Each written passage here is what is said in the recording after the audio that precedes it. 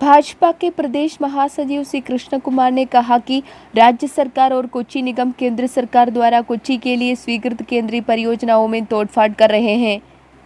सालों तक निगम पर राज करने वाले यूडीएफ और 1.5 साल से सत्ता में काबिज वामपंथी कोच्चि की बुनियादी समस्याओं का भी समाधान नहीं कर पाए हैं।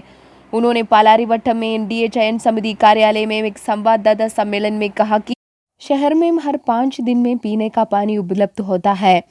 नरेंद्र मोदी सरकार ने स्मार्ट सिटी के लिए कोच्चि को 1000 करोड़ रुपए आवंटित किए हैं, लेकिन कोच्चि निगम ने केवल 31% खर्च किया।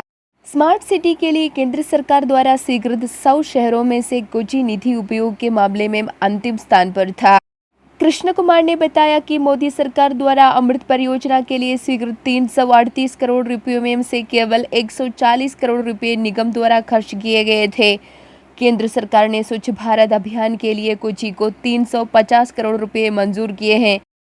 हालांकि स्वच्छ भारत के अनुसार देश के विभिन्न हिस्सों में अपशिष्ट उपचार के लिए संयंत्र स्थापित किए हैं, लेकिन राज्य केरल में एक भी संयंत्र स्थापित करने के लिए तैयार नहीं है। हमारा अपमान है कि केरल का एक भी शहर सैनिटरी शहरों की सूची में शीर्ष 200 में नहीं है।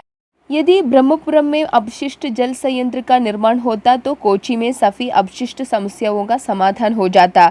स्वच्छता के मामले में केरल 26वां राज्य है। कोच्चि एक निगम है जिस पर प्रदूषण नियंत्रित बोर्ड द्वारा जुर्माना लगाया गया था।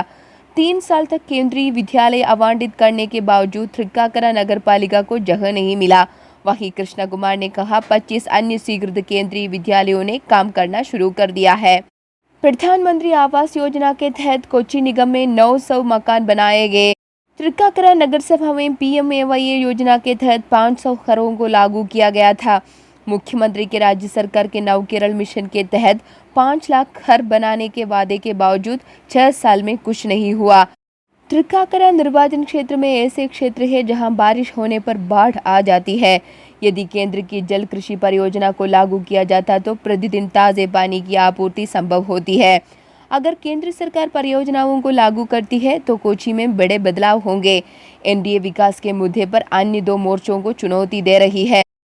कृष्ण कुमार ने कहा कि मोदी सरकार के 7 साल के शासन के दौरान कोच्चि को आवंटित धन और केरल और केंद्र पर 60 वर्षों तक शासन करने वाले वाम और दक्षिणपंथी मोर्चों द्वारा कोच्चि को आवंटित धन पर चर्चा की जाएगी। News desk, news India Hindi.